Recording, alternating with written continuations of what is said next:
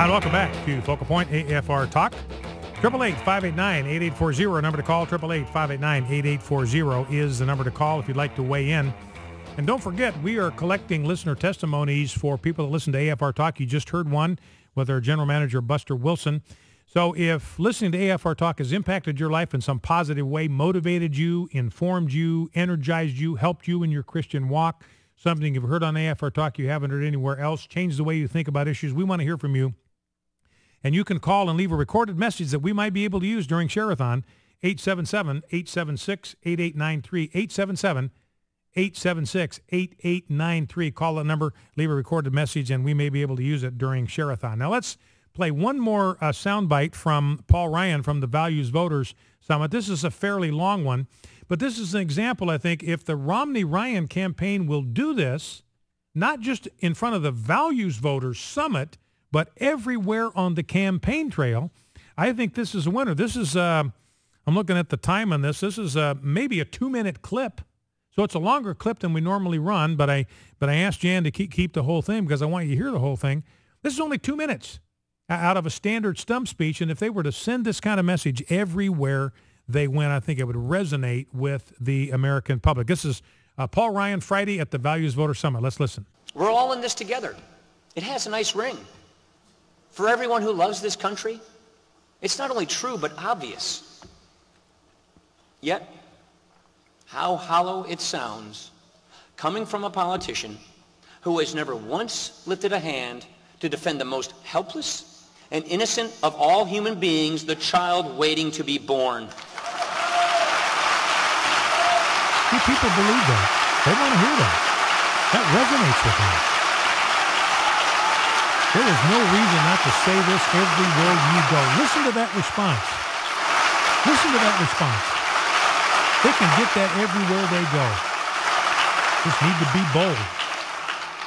Giving up any further pretense of moderation on this issue, and in complete disregard for millions of pro-life Democrats, President Obama has chosen to pander to the most extreme elements of his party. In the Clinton years, the stated goal was to make abortion safe, legal, and rare. But that was a different time and a different president. Now, apparently, the Obama-Biden ticket stands for an absolute, unqualified right to abortion at any time, under any circumstance, and even at taxpayer expense. When you get past all of the president's strawmen, what we believe is plain to state. These vital questions should be decided not by the caprice of unelected judges, but by the conscience of the people and their elected representatives. Listen to that. This is the message that people want to hear. They're hungering for this kind of clarity. And in this good-hearted country, we believe in showing compassion for mother and child alike. We don't write anyone off in America, especially those without a voice. Every child has a place and purpose in this world. Everyone counts.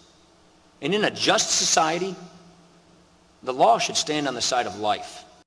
So that's Paul Ryan, very unapologetic affirmation of life and strong criticism of Barack Obama. That's about as strong as it can get, ladies and gentlemen.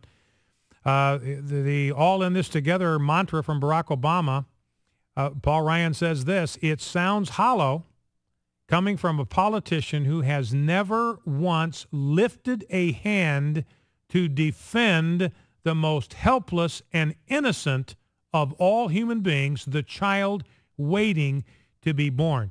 So, ladies and gentlemen, let's be done with this nonsense that these two campaigns do not stand for different values and a different vision for America. There is a clear night and day difference between their stand on the issue of the sanctity of human life. 888-589-8840, number to call if you want to join the program. 888-589-8840 is a number to call if you want to weigh in. And by the way, another thing I suggested, now again, I don't have any idea.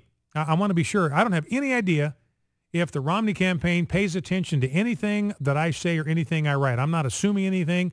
I don't have any reason to think that they're aware of anything that I say or anything that I do. But I know I'm not the only one that's been saying this. one of the things I said last week in a tweet is that one of the things that Governor Romney ought to do if he wants to have a successful campaign is to stop talking to the media, because the media is out to trick him. The media is out to trap him. It's just like what they did with Jesus, seeking to trap him in anything that he might say. What Governor Romney needs to do is what Ronald Reagan did, which is to use the media to talk to us. Don't talk to the media. Don't let them suck you into having the dialogue on their turf.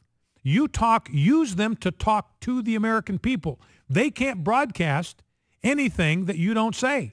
And if you don't say anything that you don't want to say, they don't have anything they can use against you. So use the media to talk to us. Don't talk to them any longer. Use them simply as a means to get your message out to us. And this phone call they had with conservative media last Thursday, this is according to BuzzFeed again. Listen to this. Kind of echoed what I said in the tweet. First, the Romney campaign understands the need to go around and over the heads of the mainstream media and to buck up the base. So in other words, the Romney campaign is coming to the point where they realize, look, we've been kind of getting tied up in knots, kind of responding to the media, letting them kind of set the parameter for the conversation and playing the game on their turf. It's time for us to go over their heads, to go around them and go directly to the American people, something that I have been saying for some time that they ought to do.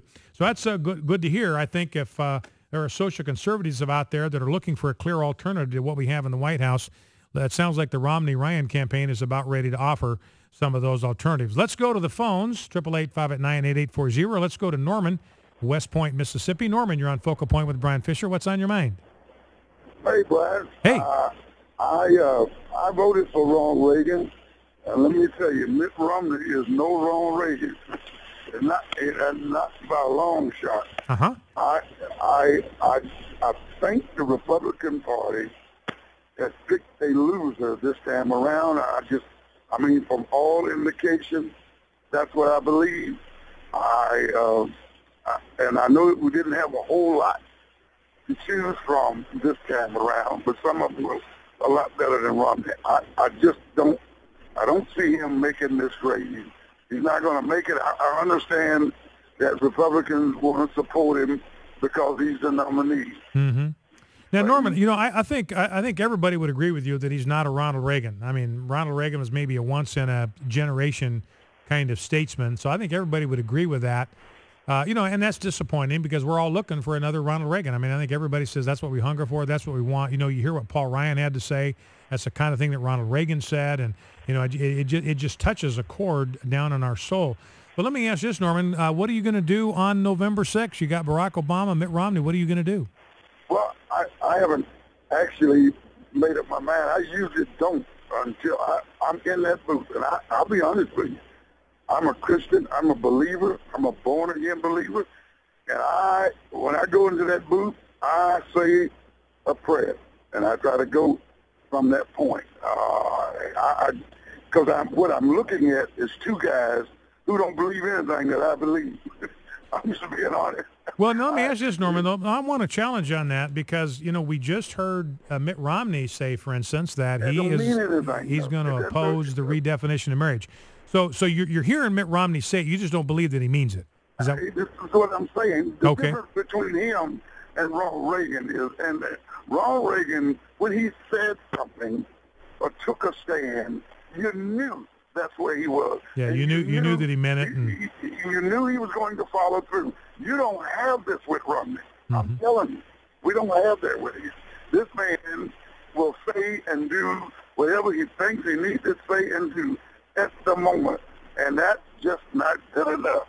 Well, and you got a good point there, Norman, and thank you for the call. I think a lot of people share Norman's view that Mitt Romney's rhetoric is good. The concern is what's the record going to be like. We look at his record as governor, and there's some disappointing things on that resume. And so, I think with Governor Romney, everybody would say, look, we're in a situation where we cannot trust. We can only verify. Right now, we have President Obama's record, and we have his rhetoric. What we have with Governor Romney is rhetoric, and we don't know what his record will be when he is in office as president. He's saying things that line up with values that a lot of conservatives share. Whether he'll hold to those in office, that's the question. Norman doesn't have any reason to believe that he will, or others may be a little more optimistic and maybe hopeful that Romney, given the promises that he's made and the fact that it's going to be difficult for him to back away from them, maybe can be pressed in the appropriate way to do in office what he said he would do on the campaign trail. Let's go to D in Brooksville, Florida. D, you're on Focal Point with Brian Fisher. What's on your mind? Yeah, I was watching the film by Ryan, and I'm just very excited. I mean, I thought what he was talking about was exactly right on. I mean, when you step inside that voter's booth in November and you pull that lever, you're voting. I mean, you're voting either for life or death, and there is no choice for any decent human being. I mean, do they ever even think after the child's aborted and they never see the child again, do they ever think about the soul of that child and what's happened to the body? I mean, something that's been made in the image of God didn't even receive a proper burial. It's well, D, and I thank you for your call, because it resonates with something in me, and I think very clearly. You look at the two-party platforms. Let's set aside the candidates for the sake of argument. You look at the two-party platforms. There is a difference between morality and immorality in these two platforms, between righteousness and unrighteousness, between good and evil. The Democratic platform stands unapologetically for abortion at any time, for any reason, at taxpayer expense. The Republican platform stands for life.